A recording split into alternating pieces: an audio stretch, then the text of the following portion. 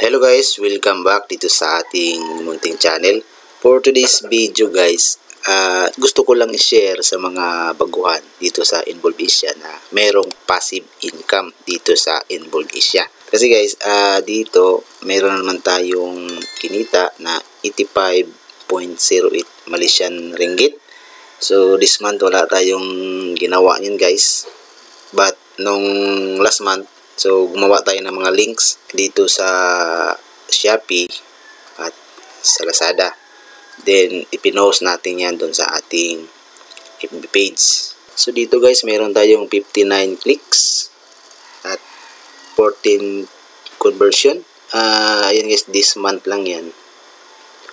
So i-check natin ang report, conversion report. Then lagay natin ng September 1 hanggang October 19. Update natin, search. So, ayan guys, meron tayong total conversion na 37 conversion. Tapos yung total sales is 294.74.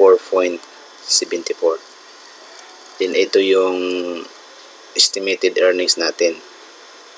5.06 USD. So, USD na yan guys. So, ayan guys. So, kadalasan Shopee yung makikita natin. Kasi kadalasan Shopee lang yung pinopromote ko. So, ayan guys. Sa mga bago na gustong gumawa ng account sa Involve Asia, so, meron tayong link na ilalagay dyan sa description ng video na ito. Pakicheck nyo lang kung gusto nyong gumawa ng account. So, libre lang yan guys, walang bayad.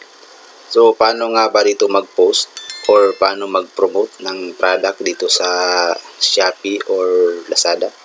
So, ganito lang yan guys. Hanap tayo rito ng magandang product na ipopromote natin.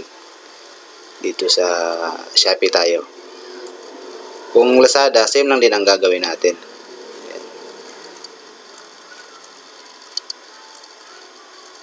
So, dito tayo sa Lazada. Hanapin natin yung maraming reviews. So, ayan guys, ito example. So, merong 2,930 sold, ship from overseas. So, sige lang. Ayan guys, ganyan. Tapos, copy natin to. Ayan. Copy natin yung link niya. Tapos, balik tayo rito sa Involve Asia. Click natin tong promotion. Tapos, deep link generator. Dito guys, sa property, kung saan natin ipopost, yun ang isi-select natin. For example, yan. Ipopost ko sa FB page. So, ito yung i-click natin, Facebook page. So, dito sa property, pwede kayong mag-add dyan. For example, meron kayong YouTube channel. And sa akin, Reds TV. Ito naman yung website ko, pero inactive na to, hindi ko na ginagamit. So, dito tayo, FB page. Then, dito natin i-paste yung link. Paste natin dyan. Tapos, dito guys, sub ID, pwede nyo lagyan, pwedeng hindi. Pero lagyan natin ng beauty. So, generate deep link. Ayan. So, ito na guys. Ito na yung link natin na ipopromote natin sa Facebook page natin. So, copy natin yan. So, lagyan natin guys ng ganyan. Details in order here. Paste natin yung link. Tapos balik tayo dito guys. So and guys, balik tayo dito sa website ng product. Tapos i-copy na lang natin to. Pwedeng ganyan. Ayan. Copy natin yan.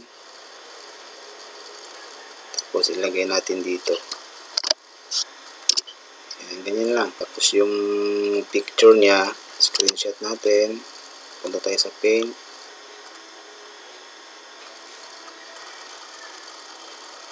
Crop natin.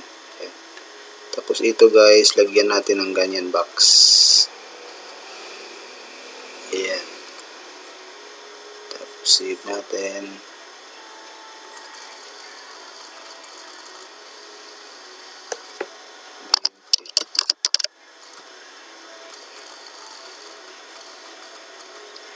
Ayan, tapos punta tayo sa ating FB page. Ayan guys, so ito yung FB page natin, online shopping center. Dito natin ipipaste. Copy muna natin to. Copy. Post natin dito.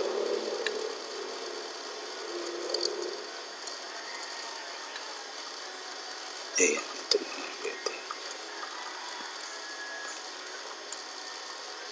Paste natin dito. So, ayan na guys yung ginawa nating link. Post. So, ayan guys, ito yung pinost natin. So, pag may nag-click dito, so, kikita tayo, syempre. Pag may nag-click or may bumili sa product na to. So, ayan guys, ganun lang kadali. Balik tayo dito sa Involvisia. So, ganun lang ang paggawa ng link. So, kung meron kayong malaking free time or wala kayong trabaho, so, pwede nyong i-focus itong Involvisia. Kasi ngayon, nagbago na sila. Medyo mabilis na yung payout nila kumpara dati. So, kaya tinamad ako nito dati kasi ang tagal ng payout. Pero ngayon, madali na ang payout tapos binabaan nila yung minimum. Kasi dati, 400 Malaysian ringgit. Then ngayon, ginawang 80. So, ito guys, pwede na natin itong i-withdraw. Click natin yung withdraw. So, ayan guys, minimum withdrawal is 80 Malaysian ringgit. So, meron pa tayong 23.83 na pending. Then, ayan, ito na yung mga na-receive na payout natin. Ayan guys, ganun lang kadali.